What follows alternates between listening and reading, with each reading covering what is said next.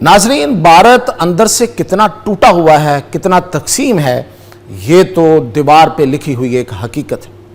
लेकिन आज मैं आपको बताऊंगा कि इंडिया के कौन से इलाके में कौन सी तहरीक चल रही है, ताकि सनद रहे, हवा में बातें नहीं करते।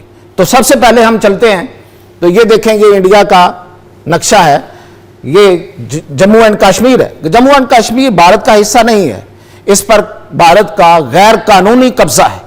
हम इसको भारत का हिस्सा नहीं मांगते, लेकिन इस पर गैर कानूनी कब्जा है। 8 दहाइयों से फौज कशी की तहरीक के बावजूद, लाखों लोगों की शहादत के बावजूद यहाँ पे जो तहरीकें हैं वो आज तक दम नहीं तोड़ सकी।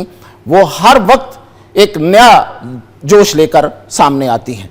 इसके बाद आ जाता है इसका इलाका खालिस्तान। ये पंजाब का इलाका है, यहाँ पे ये सिखों की अक्सरियत है और ये 1947 के बाद इनको एहसास हो गया था। 1980 में इनकी तहरीकें जो हैं वो जोर पकड़ गईं। इसमें बबर खालसा इंटरनेशनल है, खालिस्तान जिंदाबाद फोर्स है, खालिस्तान कमांडो फोर्स है, भंडारा वाला टाइगर फोर्स है, खालिस्तान फ्रंट है, खालिस्तान इंटरनेशनल आर्मी है और बैरून मुल्क भी इनकी जो तंजीमें काम कर रही हैं इसकी आज़ादी के लिए। इसके बाद हम देखें तो भारत का एक बड़ा हिस्सा जिसे द्रविड़ा नाडो कहते हैं, ये द्रविड़ा नाडो जो है इसमें एक एरिया रेड कॉरिडोर भी है, उसकी भी मैं तफसील आपको बताता हूँ। ये मैदानी इलाके हैं और इन मैदानी इलाके, ये जो मैदानी इलाके हैं, जो ख़ास तौर पे जो रेड कॉरिडोर है, ये मादनी दौलत से मालामाल है और जो अमीर हिंदू है वो इससे फ़ायदा उठाता है और गरीब हिंदू जो है वो इसमें पिस के रह गया है। रेड कॉरिडोर में कौन से इलाके शामिल हैं? इनमें आंध्र प्रदेश है ये, और इसमें मध्य प्रदेश के कुछ इलाके हैं, जिनमें तेलंगाना के कुछ इलाके हैं, झारखंड के कुछ इलाके हैं, उड़ीसा है और केरला है। ये इलाके हैं, यहाँ पे आदिवासी और मौनवाज और नक्सल बागियों की तहरीकें चल रही हैं और ये आज़ादी की तहरीकें, मुसल्लह तहरीकें हैं। इसके बाद कर्नाटका भी द्रविड़ा नाडो का एक हिस्सा है। कर्नाटका में अलहदगी की तहरीकें चल रही हैं और ये अपनी अलहदा रियासत चाहते हैं। ये है केरला में ऊंची ज़ात के हिंदुओं का तसल्लुत है और निचली ज़ात के हिंदू जो हैं वो इंतहाई गुर्बत और कसमपुरसी में ज़िंदगी गुजार रहे हैं और इसलिए वो भी इनसे आज़ादी चाहते हैं। वहाँ आदिवासी और कालू साला तहरीकें जो हैं वो चल रही हैं। इसके अलावा तमिलनाडु में, ये नाम आपने बड़ा सुना होगा, ये यहाँ पे लोग हिंदी नहीं बोलना चाहते और हिंदुस्तान के हिंदू जो हैं वो ज़बरदस्ती इनसे हिंदी बुलवाना चाहते हैं। 1945 में ये तहरीकें यहाँ शुरू हुई थी और आज तक लोग जो हैं वो हिंदी से नफरत करते हैं। इसके बाद आ जाता है जी तेलंगाना, यहाँ पे है। तेलंगाना में भी बागी तहरीकें मौजूद हैं और इन्होंने तो अपनी आज़ाद रियासत का नक्शा भी पेश कर दिया हुआ है। अब आ जाते हैं हम उत्तर प्रदेश। ये मध्य प्रदेश के साथ इलाका है, ये भी रेड कॉरिडोर का हिस्सा है। उत्तर प्रदेश जो है इसमें माओ तहरीकें जोर पकड़ रही हैं और यहाँ पे एक अरसे से नक्सलबाड़ी भी बड़े सरगर्म हैं। इसके साथ बिहार बड़ी अहम रियासत है। यहाँ पे हिंदू मुस्लिम फसादात जो हैं वो रियासत की अलहदगी की तारीख के बदल चुके हैं। 1946 में जो हिंदू मुसलमान फसादात हुए थे वो तारीख का एक स्याह हिस्सा है।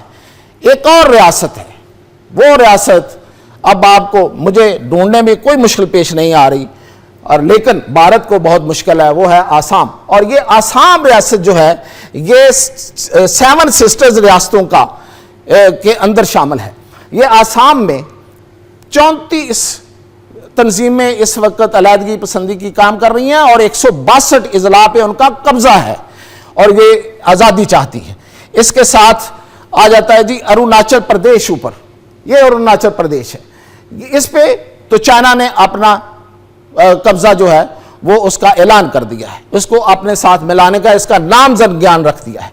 फिर इसी 7 सिस्टर्स में नागालैंड है और नागालैंड में इस वक्त ये मशरकी रियासत है। यहाँ पे बागी की नागालैंड में बागी आज़ादी की तहरीकें मौजूद हैं और इसके नीचे जो रियासत है मणिपुर में हिंदुस्तान के आज़ादी से वक़्त से ये अपने आप को अलहदा चाहते हैं। 1980 से इनकी जो तहरीकें चल रही हैं वो पीपल्स लिबरेशन आर्मी के नाम से, मणिपुर लिबरेशन टाइगर फोर्स के नाम से, یہاں پہ تحریکیں چل رہی ہیں۔ اس کے بعد ہے جی میزورام۔ میزورام میں عوام اس کو بھی خود مختار ریاست چاہتے ہیں، اور اس میں بغاوت کا آغاز میزو نیشنل فرنٹ کے قیام سے شروع ہوا تھا۔ اور اس کے بعد آ جاتی ہے تریپورہ۔ تریپورہ جو ہے اس میں All Tripura Tiger Force, Tripura Armed Tribal Volunteers Force اور تریپورہ ٹائیگر فورس کے نام سے تحریکیں چل رہی ہیں۔ اور اس کے بعد یہ تو 7 سسٹر سٹیٹ ہے، اور اس میں جو سب سے اہم سٹیٹ ہے وہ ہے سکم۔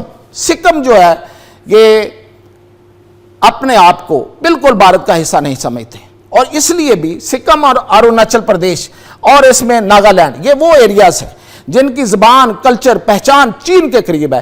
یہی وجہ ہے کہ سکم کو چین حاصل کرنا چاہتا ہے اور وہ حاصل کر لے گا۔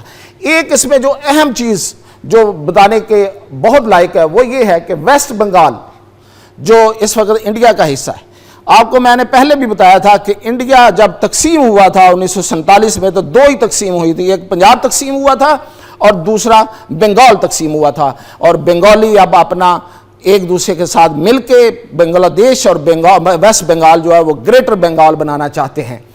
اور پھر یہ ایک ریاست اس میں رہ گئی، وہ تھی میگھالیہ۔ میگھالیہ میں قوم پرست جو تحریکیں ہیں وہ موجود ہیں، اور وہ جو بھارت کے اعلیٰ طبقات ہیں ان کی طرف سے جو وسائل کی لوٹ مار ہے اس کے خلاف وہ برسر پیکار ہیں۔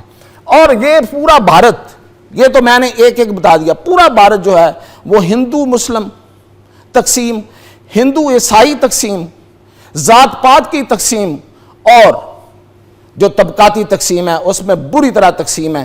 اس لیے بھارت کا اپنا کوئی وجود مجھے تو نظر نہیں آتا۔ میں نے پوری تحریکیں آپ کو گنوا دیں، مزید اپڈیٹ کے ساتھ پھر حاضر۔